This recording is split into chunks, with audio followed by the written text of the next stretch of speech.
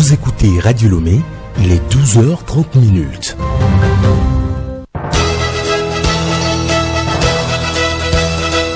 Le journal Hélène Assabi. Mesdames et messieurs, bonjour et merci de suivre le grand journal de la mi-journée sur Radio Lomé. Au sommaire, des vidéos pédopornographiques circulent depuis quelques semaines sur les réseaux sociaux. Le gouvernement condamne avec la dernière rigueur cet acte ignoble imposé aux mineurs et invite la population à plus de vigilance. Les chrétiens catholiques observent aujourd'hui le chemin de croix dans le cadre de la célébration de la fête de Pâques. Dans ce journal, nous allons découvrir le sens de ce rituel interdit au Togo pour cause de flambée des cas de Covid-19. Investiture ce vendredi du nouveau président nigérien Mohamed Bazoum. La cérémonie est sous haute sécurité au regard des derniers événements survenus dans le pays. Et puis sport football, un week-end de folie s'annonce. Un peu partout sur la terre, tous les championnats reprennent après la trêve internationale.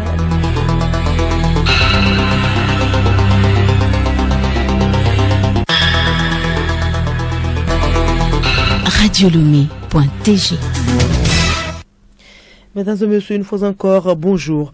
Suite à la diffusion des images à caractère pédopornographique sur les réseaux sociaux, une conférence de presse a été animée ce matin à Lomé. Une initiative des ministères de la Sécurité et de la Protection civile, de l'Action sociale et des droits de l'homme. Pacom Johnson. Il s'agit pour le gouvernement d'informer la presse sur les actions et investigations qui ont été menées suite à la diffusion de ces images et qui ont permis d'interpeller 8 acteurs. Yak Damhan, ministre de la Sécurité et de la Protection civile. L'initiateur et principal metteur en scène de cette vidéo, tournée en mars 2020, Dangbe a malheureusement réussi à s'exfiltrer hors de nos frontières. Il s'agit du nommé Eklou Yaougan alias Pipo, domicilié à Tchévié au moment des faits. Ce dernier, exploitant la situation de vulnérabilité de ses victimes, les a poussés à se livrer à ces actes dans une maison inhabitée qu'il a choisie en contrepartie de la maudite somme de 1000 francs chacun. Il faut noter qu'une scène avec des mineurs avait été préalablement tournée sous la contrainte par le même Eklou. Il est activement recherché par nos services, au même titre que les éventuels commanditaires que les enquêtes révéleront. Pour l'heure, les mises en cause interpellées ont été présentées à monsieur le procureur près le tribunal de Tchévié pour répondre de leurs actes. Tout en appelant à la vigilance des parents et des éducateurs, le ministre des Droits de l'Homme, Christian Trimoua, indique que la justice sera inflexible sur ces actes. C'est une situation qui nous interpelle tous. D'abord les parents sur la surveillance que nous devons faire de nos enfants. Le fait de pouvoir nous assurer des conditions dans lesquelles ils évoluent dans la société, les fréquentations qu'ils ont. Aujourd'hui, nous avons des outils modernes de communication comme les téléphones et les smartphones. Il faut que nous puissions surveiller ce que nos enfants y mettent, qui sont leurs interlocuteurs, au Togo comme à l'étranger, quels sont les adultes avec qui ils communiquent. Une visite a été effectuée aux parents des victimes afin d'évaluer leur santé morale et psychologique. Une déclaration du gouvernement relative à ces vidéos malsaines a été lue à la fin de la conférence de presse par la ministre de l'Action sociale, de la Protection de la femme et de l'alphabétisation, Madame Adjovi Lologno Apedo, épouse Anna Koma.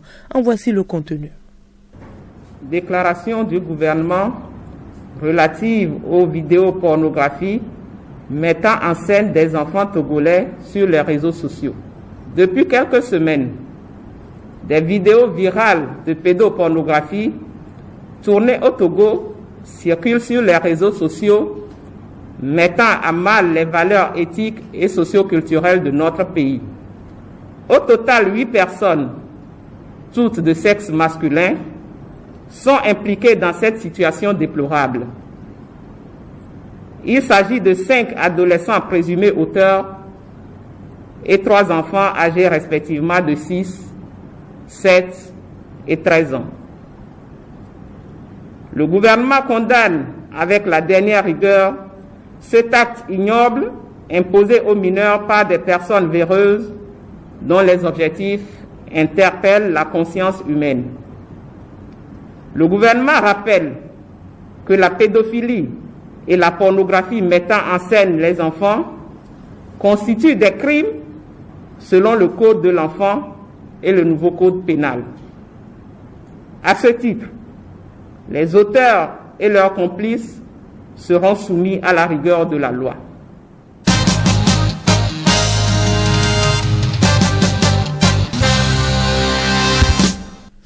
En cette période de flambée des cas de contamination au Covid-19, le gouvernement a pris des mesures pour renforcer la lutte contre ce virus. Nous sommes en période de fête pascale et habituellement les chrétiens, surtout catholiques, observent des rituels. Quelles sont les dispositions prises par l'Église pour respecter les mesures barrières dans la lutte contre le coronavirus? Élément de réponse dans ce magazine de Bénédicte Kanda. La crise sanitaire due au coronavirus a chamboulé toutes nos habitudes, jusque dans nos habitudes religieuses. Ainsi, pour limiter les risques de contamination lors des différentes célébrations, certaines dispositions ont été prises, notamment la suppression du chemin de croix. Écoutons le révérend père Pierre-Marie Charnel Afognon, directeur de l'enseignement catholique du Togo. L'Église ne peut qu'être du côté des dispositions qui protègent la vie et qui permettent aux citoyens, en cette période de pandémie, de ne pas s'exposer à des contaminations. Par conséquent, les dispositions prises par le gouvernement sont communiquées dans nos églises. Pour ce qui concerne la Pâque, le vendredi saint, habituellement, nous faisons le chemin de croix. C'est le jour de la passion de notre Seigneur Jésus-Christ et de sa mort. Et donc, cette année, il n'y aura pas de chemin de croix à travers les quartiers. Et il y a une autre célébration importante de ce jour qui est la célébration de la Passion avec vénération de la croix. Par le passé, les fidèles allaient en procession faire un signe de vénération à la croix par le baiser ou autre. Cette année, il n'y aura pas de procession dans ce sens. Et l'allumage et la bénédiction du feu de Pâques n'aura pas lieu parce que habituellement ça se fait dans la cour, les fidèles sont rassemblés autour de ce feu qui est le symbole de Jésus, lumière du monde, le ressuscité qui nous apporte la lumière dans nos ténèbres. Ça ne se fera plus cette année.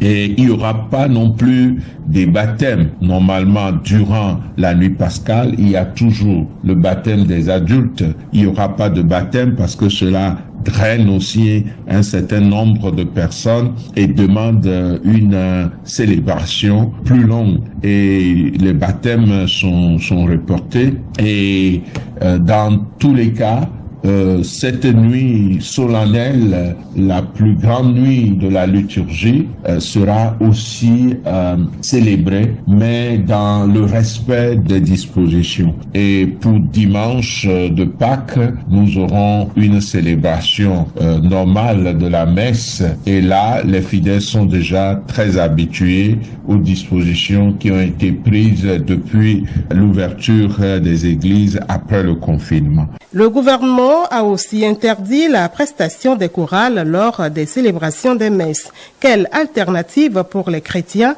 Nous retrouvons le père Pierre-Marie Afognon. Oui, effectivement, le gouvernement a décidé l'interdiction de prestation des chorales et groupes de musique durant les célébrations, durant le culte. Pour respecter cette décision, il n'y aura pas de prestation de chorale, d'orchestre ou de groupes musicaux. Toutefois, l'on prendra les bonnes dispositions pour qu'un maître de chant aide l'ensemble de la communauté à prier avec des cantiques populaires. Donc, le fait de demander qu'il n'y ait pas de prestation de chorale ne veut pas dire qu'on ne peut pas chanter. Une personne entonne les chants, il a son micro à lui. S'ils sont maximum 2, chacun reste à la distance exigée d'au moins 1 mètre avec des micros séparés et ils vont simplement entonner et tout le monde va chanter. Bonne montée pascale à tous dans le respect des mesures barrières. Et quel est le sens du chemin de croix qui est interdit cette année au Togo à cause de l'augmentation des cas de contamination au nouveau coronavirus? Clarisse Tambité. Le chemin de croix qui accompagne Jésus vers sa mort est une contemplation active qui veut aider chacun à entrer dans le mystère de l'amour de Dieu manifesté à son Fils. D'autre part, dans l'intercession pour le monde tel que Jésus l'a vécu en s'offrant sur la croix, une telle démarche ne peut se faire que dans la perspective de sa résurrection à Pâques. Le chemin de croix apparaît donc comme un pèlerinage en esprit. C'est pourquoi il touche celui qui l'entreprend sous 3 aspects, tant physiques que spirituels, la marche, la méditation et l'intercession. En effet, pour épouser les sentiments du Christ, il est nécessaire d'avancer pas à pas.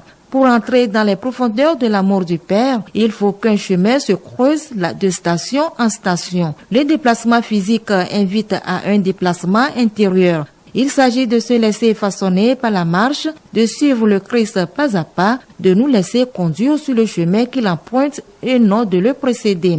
Le pas à pas s'accompagne du mouvement progressif de la méditation qui nous invite à faire mémoire du chemin accompli par Jésus lui-même. L'Évangile est le fondement de cette méditation qui appelle le pèlerin à une découverte progressive de la miséricorde du Père, en même temps qu'il est invité en contemplant Jésus anéanti sous les coups de la passion, à reconnaître en lui le Christ, serviteur de l'amour du Père pour notre humanité. Et enfin, tout pèlerinage s'accompagne de prières. Dans le cadre du chemin de croix, la prière voudrait prendre en charge toutes les situations de souffrance, d'épreuves, de détresse, de mort que nous rencontrons autour de nous dans la vie quotidienne. Toutes les vies des hommes de ce monde que le Christ, sans son mystère pascal, a offertes au Père. La pratique du chemin de croix peut se faire de manière solennelle, communautaire et professionnelle ou de manière privée au sein d'une église ou même en pleine ville. Le journal Hélène Assabi. À l'étranger, au Niger, c'est ce vendredi qu'a lieu l'investiture du nouveau président démocratiquement élu, Bazoum Mohamed. Au regard des derniers événements, notamment la tentative de coup d'État, la sécurité est de mise avec un dispositif impressionnant de la garde présidentielle, de la police et de la garde nationale. Selon les services du protocole, 13 chefs d'État sont attendus à Niamey. C'est la première fois depuis 60 ans d'indépendance qu'un président élu passe le flambeau à un autre démocratiquement élu. Frappe française sur Bounti au Mali, la ministre française des armées conteste le point du rapport de l'ONU. Elle a rencontré les autorités maliennes, notamment le président de la transition, Bandao. Le rapport de l'ONU affirme que 19 civils ont été tués lors de frappes françaises début janvier dernier sur le village malien de Bounti. Mais pour Paris, ce sont bien des terroristes qui ont été visés. Écoutez Radio Lomé sur le web sur le www.radiolomé.tg. Agenda culturel à présent, lecture, spectacle des pièces de théâtre, exposition d'œuvres d'art, concerts, festival international de théâtre francophone et danse. Voilà entre autres événements qui meublent l'agenda culturel. Geneviève Bouillon. Il est officiellement lancé depuis le 30 mars dernier, ce jusqu'au 8 avril, la 14e édition du Festival international de théâtre francophone et de danse Fested par une foire marchande à la maison TV5 de Natitengu au Bénin. Pendant 10 jours, vivez au rythme du plus grand festival de théâtre et de danse du Septentrion avec un menu artistique, culturel et touristique alléchant placé sous le terme rôle des artistes dans la préservation de la paix sociale au Bénin. Au menu des formations de la table ronde, du spectacle, du tourisme et du concert. Autre sujet, du concert à l'Institut français du Togo, un parcours aussi particulier que leur art musical, véritable fusion entre le hard rock metal et la musique africaine mystique. Arkan Asrafokor a su faire sa place sur la scène musicale togolaise en tant que seul groupe de métal qui crée, enregistre et joue ses propres morceaux qui tirent leur son particulier du caractère fortement africain des compositions présentées. Venez donc découvrir Arkan Asrafokor ce samedi 3 avril sur la scène d'Imiroup à partir de 20h. L'agenda culturel, c'est aussi l'exposition d'œuvres d'art à la Galerie Négrilis. Visage du Togo de Gabriel Grela Meza, c'est le nom de ce vernissage. Peindre à la justesse des regards, des vécus, des rêves et des espoirs Gabriel Grela-Meza vous invite à nourrir des réflexions sur la valeur de l'inconnu, ces personnages de tous les jours qui portent eux aussi leur univers, leur quotidien, les combats et les victoires. Visages du Togo vont au-delà d'une simple performance artistique. Les œuvres de l'exposition seront vendues aux enchères d'une soirée caritative le jeudi 8 avril à 18h30 à la galerie Néglis pour financer la reconstruction des toilettes de l'école Vivenda. L'exposition se tient du 19 mars au 10 avril prochain. Et puis, de la lecture au spectacle pour refermer l'agenda culturel, 3 œuvres et 3 auteurs pour cette lecture. La Fédération nationale de théâtre et l'Institut international de théâtre dans la dynamique de la célébration de l'édition 2021 de la Journée mondiale du théâtre vous invite à suivre cette lecture. Un cocktail d'œuvres théâtrales que vous pouvez déguster ce samedi 3 avril à partir de 19h à Artistique Africa au Bénin.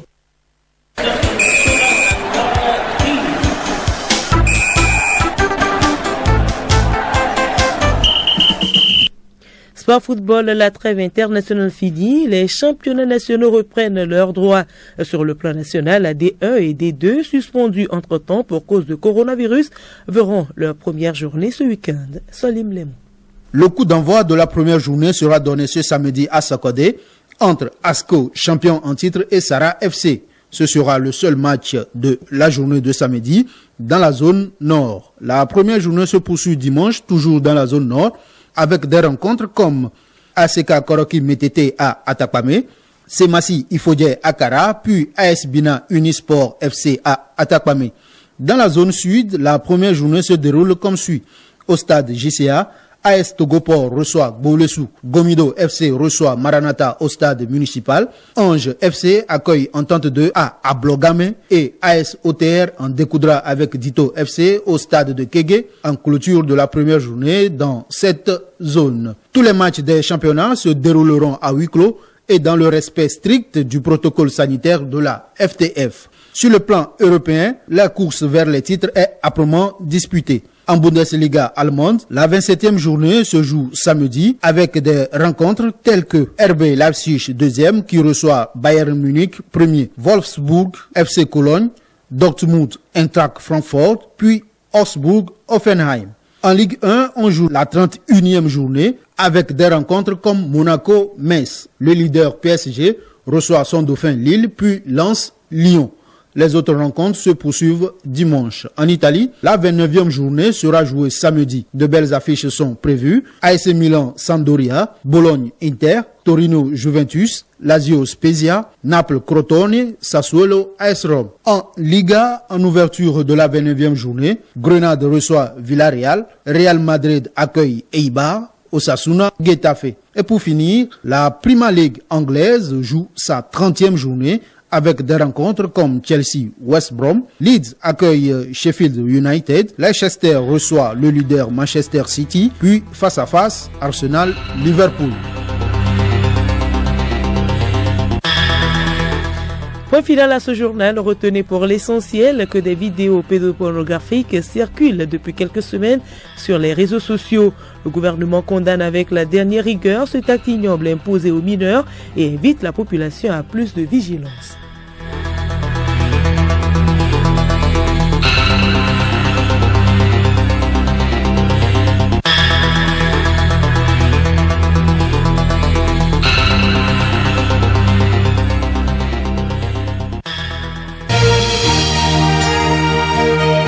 Radio Lomé, boîte postale 434, email radiolomé@radiolomé.tg. radiolomé.tg